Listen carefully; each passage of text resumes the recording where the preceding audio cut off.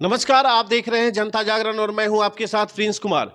मैं भी पटना के जदयू कार्यालय में ही हूं और यहां पे जदयू के कुछ कार्यकर्ता हमारे साथ मौजूद हैं जिनसे हम बात करेंगे। खास करके हमारे साथ सर मौजूद हैं। सर, आपका शुभ नाम क्या हुआ? मोहम्मद शहजाद। जी, शहजाद जी, आपसे मेरा पहला सवाल है कि आज जो कार्यालय में आप लोग आए हैं, काफी लोग यहाँ पे दिख रहे हैं मुझे, तो कुछ विशेष मकसद है, कुछ विशेष पर्पज से आने का?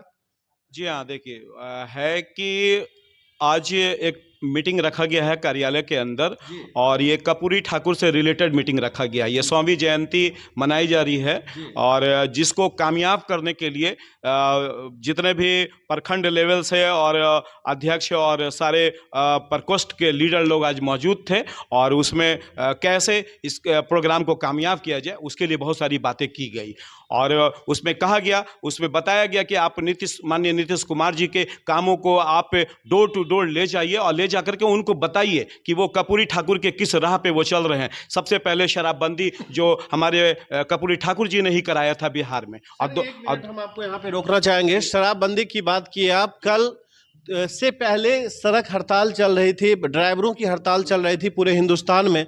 मैं 0 माइल में कवरेज कर रहा था तो वहाँ पे लोगों ने कहा कि सर, शराब आपको जितना चाहिए उतना मिलेगा। आप पहले दुकान तक जाना पड़ता था, अब आपके घर तक हम आकर पहुंचा देंगे। आप पैसा दीजिए, शराब पहुंचाएंगे। तो यहाँ इसमें आपके मुख्यमंत्री जी, मतलब पूरे प्रदेश के मुख्यमंत्री नीतीश कुमार जी कहाँ तक कामयाब दिख रहे हैं? देखिए, इसीलिए तो इसमें बातें पार्टी लेवल से आई है और माननीय नीतीश कुमार जी ने खुद रखा है कि इस पे एक सर्वे हमको करना है कि शराबबंदी कहां तक कामयाब है। तो इस पे भी काम हो रही है, ये बात आप समझ लीजिए। कुछ इलीगल लोग और कुछ जो गैर काम किया करते हैं वो इसमें लिप्त हैं, उनकी बहुत जल्दी पकड़ होगी और इसको फुल्ली तौर पे कामयाब किया जाएगा। अगर विशेष तौर पे हम कर्पूरी ठाकुर की जयंती की बात करें तो विशेष तौर पे आपका जदयू दल किस रूप में विशेष भूमिका निभाएगी आगे बढ़ाने के लिए, क्योंकि पिछले लगभग 18 वर्षों से नीतीश कुमार बिहार के मुखिया बने हुए हैं। इस बार कर्पूरी ठाकुर जयंती खास है, ये बात आप जान लीजिए। उसका कारण ये है कि आज माननीय नीतीश कुमार का जिस तरह से जनाधार बढ़ा और जिस तरह से बिहार से लेकर के इंटायर हिंदुस्तान में उनको इंपॉर्टेंस दिया जा रहा है और उनको जहां पे रखा जा रहा है, और जिस तरह से अभी जो वर्चुअल मीटिंग और जो भी इंडिया गठबंधन की जो मीटिंग होने वाली है उसमें पॉसिबिलिटी है, 100% चांसेस बन चुके हैं कि उनको संयोजक बनाया जाएगा। इसलिए माननीय नीतीश कुमार जी की उनसे बड़ी उम्मीदें बिहार और हिंदुस्तान को है और आने वाले समय में लगता है कि माननीय नीतीश कुमार जी ही बीजेपी को पटखनी दे सकते हैं और पूरी चांसेस है और सारे नेता को उनसे उम्मीद है और इंटायर बिहार के, हिंदुस्तान के सारे लोगों को एक उम्मीद है कि ये जिस तरह से हिंदुस्तान में जिस तरह से परेशानियां बढ़ी हुई है रोजगार को लेकर के, जिस तरह से सांप्रदायिक को लेकर के, इसको समाप्त माननीय नीतीश कुमार के लोग ही करेंगे। लेकिन एक बड़ा सवाल है सर, नीतीश कुमार, खास करके आप अल्पसंख्यक समुदाय से आते हैं, आपके समुदाय के लिए विशेष तौर पे क्या दे रहे हैं या क्या कर रहे हैं? कुछ योजना जदयू का आप बताएंगे? सबसे बड़ी बात यह आप जान लीजिए कि माननीय नीतीश कुमार जिस समय भारतीय जनता पार्टी में थे तब भी मुसलमान उनके साथ था और जिस तरह से बीजेपी बहुत सारी सीटों को जीती वो माननीय नीतीश कुमार के कारण ही जीती, क्योंकि मुसलमानों ने भी बीजेपी को वोट उस समय दिया था। उसका कारण बीजेपी नहीं था, उसका कारण माननीय नीतीश कुमार थे। और नो डाउट जिस तरह से इंपॉर्टेंस माननीय नीतीश कुमार मुसलमानों को देते हैं, चाहे वो मदरसा वोट का मामला हो, चाहे वो जनरल कोई आवाम की बात हो, हर जगह माननीय नीतीश कुमार एक सेकुलर वर्ड यूज करते हैं और बहुत सारे कामों को उन्होंने इस तरह से किया है जिससे मुसलमान उनसे बहुत सारी उम्मीदें रखता है। लेकिन सर, मुसलमानों की आप बात करते हैं, अपने अल्पसंख्यक समुदाय की बात करते हैं, तो नरेंद्र मोदी ने 3 तलाक जैसे काले कानून को आपके समाज की महिलाओं को आजादी दिलाई। आप उसे कैसे देखते हैं?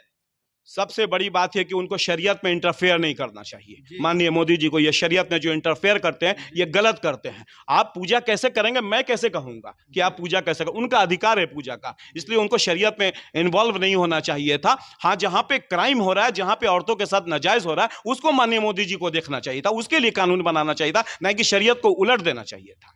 लेकिन एक और सवाल होगा सर, राजनीतिक तौर पे अगर हम आपसे बात करें तो अभी जिस तरीके से आपने बोला कि वर्चुअल मीटिंग के बाद नीतीश कुमार संयोजक बनेंगे, इंडिया गठबंधन के बनने की प्रोबेबिलिटी बहुत ज्यादा बढ़ गई है। लेकिन जिस समय 2014 की को याद करें, 2014 में नीतीश कुमार प्रधानमंत्री के दावेदार के तौर पे अपने आप को देख रहे थे, तो उस समय प्रधानमंत्री का ख्वाब देख रहे थे, लेकिन आज मात्र संयोजक में खुश हो जा रहे हैं। क्या मामला है सर? सबसे पहले आप ये जान लिए, संयोजक का मतलब ही है कि आने वाले समय में कमिंग प्रधानमंत्री, विकास पुरुष माननीय नीतीश कुमार प्रधानमंत्री इस बार बनेंगे इंशाल्लाह रहमान, ये बात आप जान लीजिए। इसलिए कि हिंदुस्तान तराही तराही की ओर है, तराही। और 2014 की जो बात थी ना, उस समय कोई कोई आदमी का एक लक्ष्य होता है, उस समय माननीय नीतीश कुमार उस समय उस पोस्ट के लिए तैयार नहीं थे। अच्छा, एक बात और बताइए सर, अभी फिलहाल जदयू के अंदर कुछ दिन पहले घमासान सा मचा हुआ था आपके राष्ट्रीय अध्यक्ष ललन सिंह के इस्तीफे की बात को लेकर। मीडिया में 3-4 दिनों तक खबरें सूत्रों के हवाले से मीडिया परोसती रही, लेकिन उसके बाद हकीकत भी वही सामने आया जो मीडिया का सूत्र बता रहे थे। लेकिन ऐसी कौन सी परिस्थिति बनी जो नीतीश कुमार को अपने राष्ट्रीय अध्यक्ष को बदलने की जरूरत पड़ गई, वो भी चुनाव से ठीक पहले? जी देखिए, सबसे बड़ी बात यह आप जान लीजिए कि जिस तरह से अभी आज भी, कल भी और आज भी जिस तरह से गोदी मीडिया मीडिया आप जैसे बहुत सारे मीडिया कर्मी एक भ्रम फैलाए हुए हैं कि जनता दल यूनाइटेड टूट के कागार पे है, अब वो टूट जाएगी, वो राष्ट्रीय जनता में मिल जाएगी, वो बीजेपी में चले जाए। ऐसा कुछ नहीं होने वाला है। पार्टी का एक अपना आधार होता है, पार्टी के अंदर एक गुप्त मीटिंग होती है, बहुत सारी बातें होती है, और हमेशा ऐसा नहीं है कि ये पहली बार राष्ट्रीय अध्यक्ष चेंज हुए हैं। राष्ट्रीय अध्यक्ष चेंज होते रहते हैं। खुद उन्होंने ऑफर माननीय नीतीश कुमार को ललन सिंह जी ने दिया कि सर मेरे को अपना जो है क्षेत्र देखना है, पार्टी लेवल से हमको और काम करना है, लेकिन इससे हमको मुक्ति दीजिए। और वो बार बार प्रेशर कर रहे थे, बार बार प्रेशर कर रहे थे, जिसके कारण माननीय नीतीश कुमार को इस पद को लेना पड़ा, और उससे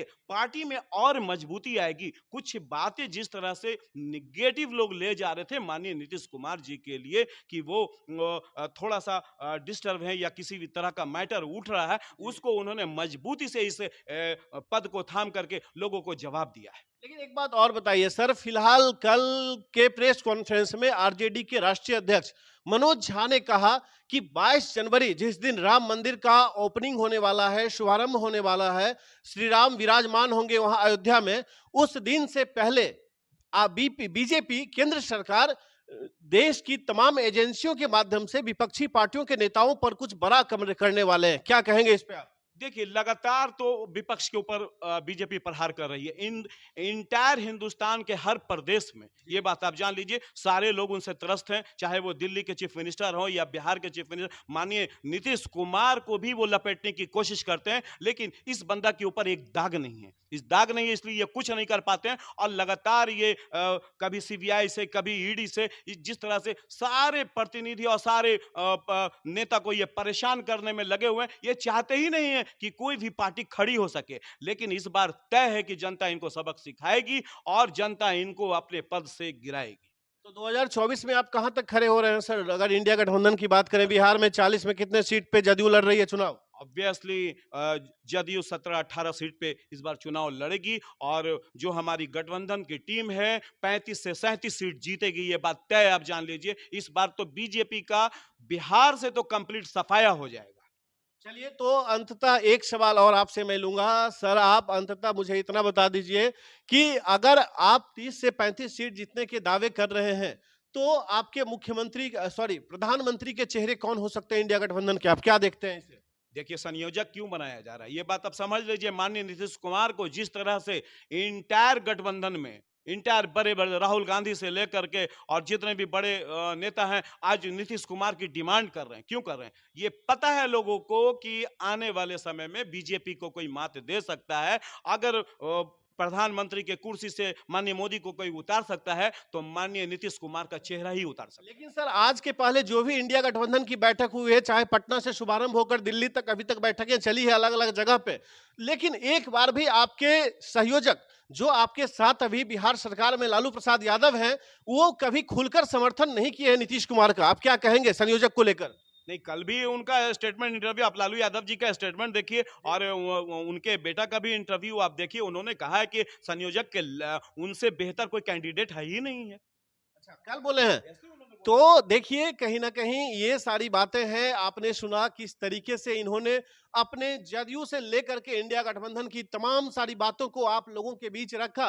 लेकिन इनके साथ और भी युवा साथी बैठे हैं, मैं उनसे भी थोड़ा सा बात करूंगा और इनसे जानने का प्रयास करूंगा। क्या कहेंगे आप? जी मैं कहना चाहता हूँ कि माननीय नीतीश कुमार अभी बिहारी नहीं पूरे इंडिया में अच्छा काम कर रहे हैं और कांग्रेस को उनको आगे लाना चाहिए। आगे लाएंगे तो अच्छा और चेहरा उनका उभरेगा और इससे सरकार को फायदा होगी। कांग्रेस को आगे लाना चाहिए, कांग्रेस को। कांग्रेस को उनको आगे लाना चाहिए। जी हाँ, बिल्कुल उनको आगे लाना चाहिए। तो देख सकते हैं जिस तरीके से ये लोग जदयू के सारे कार्यकर्ता हैं और यहाँ पे बढ़ चढ़कर जदयू के हर एक्टिविटी में ये लोग हिस्सा लेते हैं, जिससे साफ शब्दों में ये स्पष्ट हो रहा है कहीं ना कहीं सभी लोग नीतीश कुमार को प्रधानमंत्री के रूप में देखने के लिए, बनाने के लिए पूरी तैयारी के साथ जुटे हैं। लेकिन अब देखना होगा देश की जनता, प्रदेश की जनता कहां तक नीतीश कुमार को चाहती है, ये तो चुनाव के वक्त ही पता चल पाएगा। लेकिन फिलहाल अभी के लिए इतना ही। इस पे आप क्या सोचते हैं, आप भी कमेंट करके जरूर बताएं। आप देश का अगला पीएम किन्हें देखना चाहते हैं, कमेंट करके जरूर बताएं, ताकि हम और बेहतरीन तरीके से अगला रिपोर्ट आपके साथ पेश कर पाए। तो चलिए जुड़े रहिए जनता जागरण परिवार के साथ। मैं हूं आपके साथ प्रिंस कुमार। नमस्कार।